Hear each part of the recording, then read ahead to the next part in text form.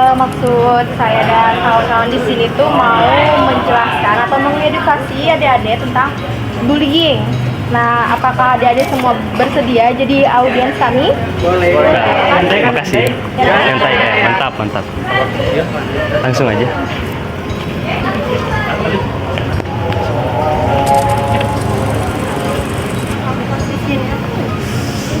Ikut duduk ya. Jadi teman-teman, ini teh nggak akan lama juga. Mungkin ini ada edukasi, kebetulan kami juga ada tugas kampus ya, Lip? Ya. Dan tugas kampus mata kuliah apa? Komunikasi politik. Teman-teman belum ya? Semester berapa berarti ini? Semester 2. Komunikasi politiknya semester Sekarang 4. Lanjut aja ya ke materi. Adik-adik silakan menyimak. Kalau ada yang mau ditanyakan boleh ditanyakan. Oke, Assalamualaikum warahmatullahi wabarakatuh. Waalaikumsalam warahmatullahi wabarakatuh. Sebelumnya perkenalkan ya, nama saya Alif Hidayah. Dan kali ini saya akan mungkin memberikan sedikit materi terhadap adik-adik terkait dengan bullying. Untuk gambaran awalnya mungkin adik-adik bisa lihat dulu dari sini.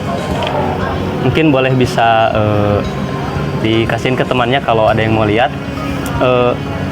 Sebelum mulai ke materi, kira-kira di sini ada yang udah tahu gak sih apa itu perilaku bullying? Tahu. Ada yang bisa jelasin nggak? Satu orang. Pengetahuan saya, tindakan bullying itu tindakan menyakiti seseorang, baik itu mau fisik maupun psikologis. Ya, benar sekali.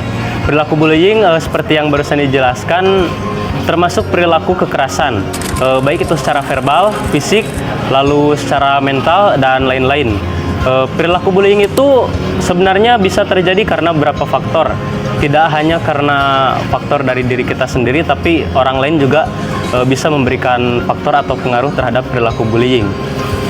Jika kita melihat dari diri kita sendiri, bahwa diri sendiri juga bisa memberikan bisa membuat penyebab atau menjadi salah satu faktor di mana bullying tersebut dapat terjadi pada diri kita. Untuk yang umum kita lihat saat ini adalah biasanya banyak orang yang sering menghina kita karena kita ada yang kurang secara fisik atau secara penampilan kurang menarik. Dan mungkin kalian sering melihat, dan bahkan yang terbaru itu yang waktu kasus yang dimana itu yang anak MTS ada yang dipukul secara rame-rame.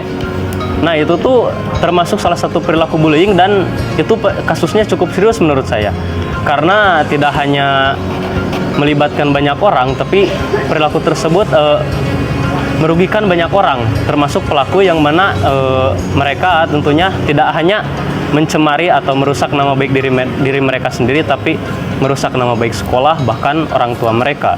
Seperti ada juga yang kasus dari anaknya Vincent Rompis ya, mungkin kalian sudah dengar. Nah, yang itu mungkin awalnya itu banyak yang bilang, loh kok anaknya bisa-bisanya gitu terjerat kasus bullying seperti ini, padahal kan orang tuanya sering jaga image ya kan kalau lagi di acara televisi gitu. Padahal tidak hanya dari orang tua juga, tapi lingkungan sangat berpengaruh terhadap diri kita, dan tentu saja pergaulan memberikan dampak yang sangat besar. Untuk kasus anaknya dari Vincent Rompis ini bisa dibilang dia itu sangat terpengaruh oleh lingkungannya, yang mana lingkungannya itu bisa dibilang kalau untuk kata-kata gaul anak sekarang itu star boy ya.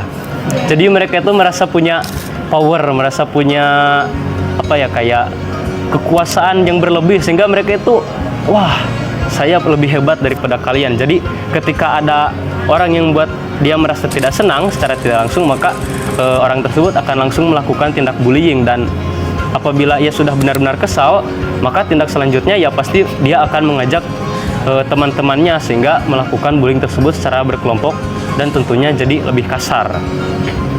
Dan selain itu juga perilaku bullying tuh sebenarnya bisa dicegah ya, tapi untuk pencegahannya itu tergantung dari diri kita masing-masing. Kalau yang pertama itu, saya ingat di kampung saya sendiri ya, saya punya teman yang mana teman saya itu adalah seorang pelaku bullying, dan perilaku bullyingnya itu sudah sangat kasar, baik itu secara fisik, verbal, ataupun secara mental. Dia selalu melakukan bullying itu dari sejak MI sampai MTS, dan sekarang alhamdulillah beliau sudah berhenti dari perilaku bullying tersebut. Nah, bagaimana caranya dia bisa berhenti dari perilaku bullying tersebut, ya kan?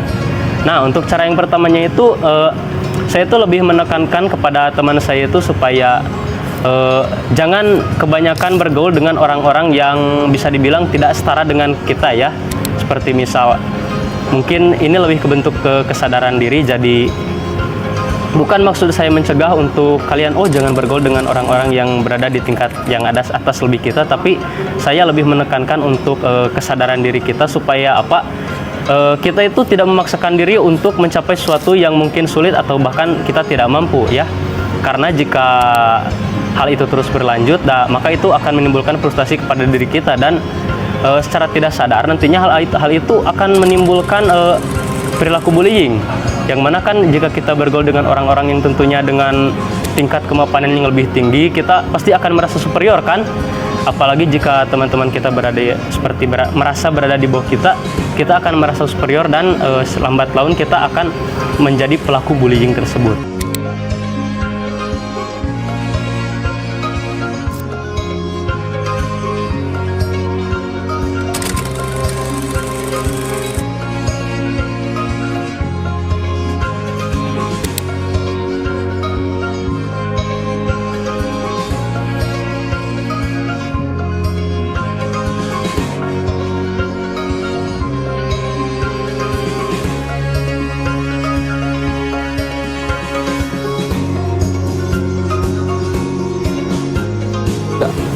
Saya menolak bullying.